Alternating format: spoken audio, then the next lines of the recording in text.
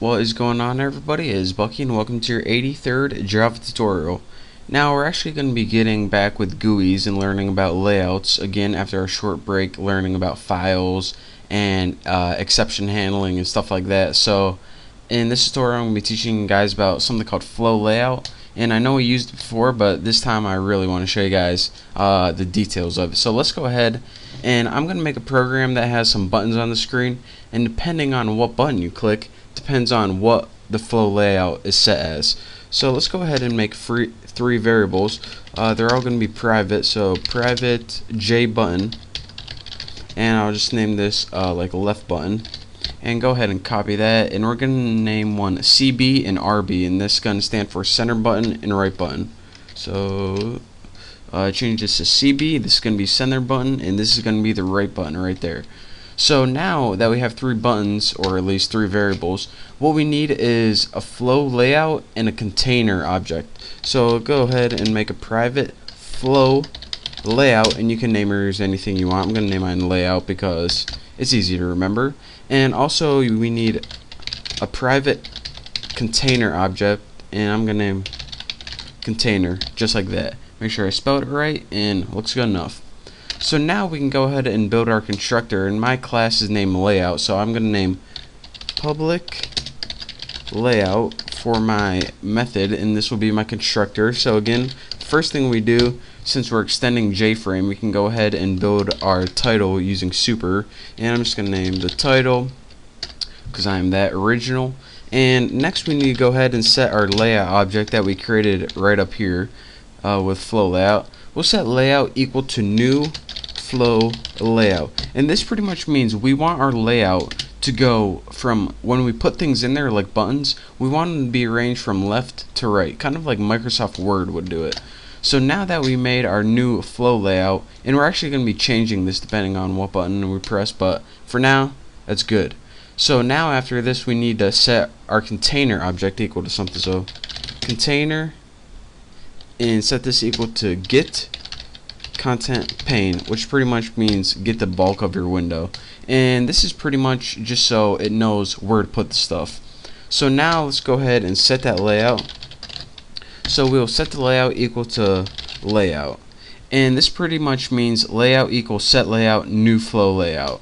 So I mean, simple enough.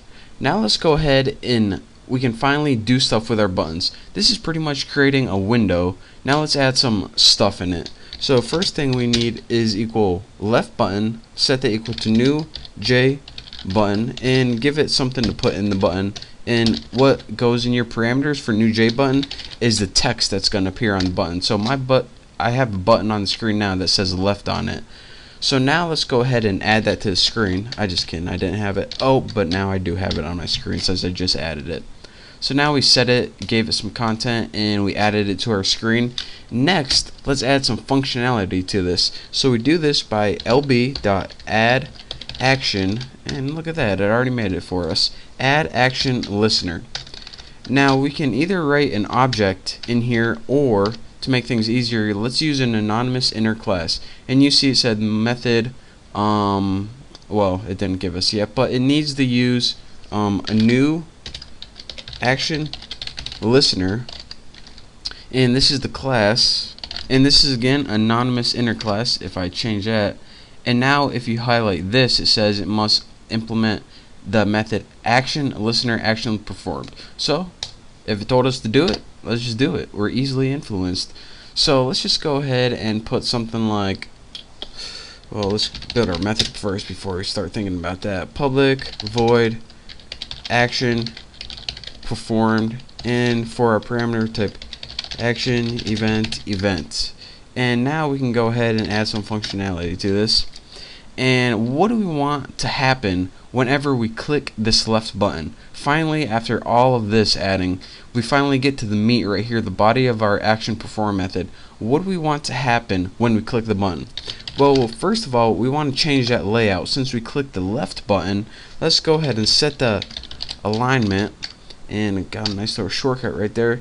And what you set it to is flow layout dot left. And what this is going to do is take your entire layout for your window, not just this button, not just this button, but the entire layout, and change everything to left alignment. So by default it's going to be in the center of the screen, and when you click this it's going to be on the left. So next, the only thing we need to do is put layout that we just changed, put layout container, which is pretty much our container, and go ahead and pass container into this, and this pretty much means rearrange everything depending on what our layout is. So now we did this for the left. Now we can just go ahead and do this 2 more times and make it real easy to copy it. So I'm actually going to add a comment so I don't get confused. Just put left stuff in here. So now let's go ahead and copy everything including that comment and put center stuff in here and change this to center button, add center button to the screen, add an action listener for center button, and change the flow layout to center, which is the default, but again we need to do that. Now we need to do it for the right, so let's put right stuff in here and add the right button to the screen, add an action listener for the right button. Again, the center button and the right button were a lot quicker, so, and not that easy, Haas. And now let's go ahead and run this program. So I'll tell you guys what I did after I run it. I know you guys are probably getting antsy, so let's go ahead and run this baby. And here's what I got. Whoa, forgot to change my text on my button. Quite embarrassing.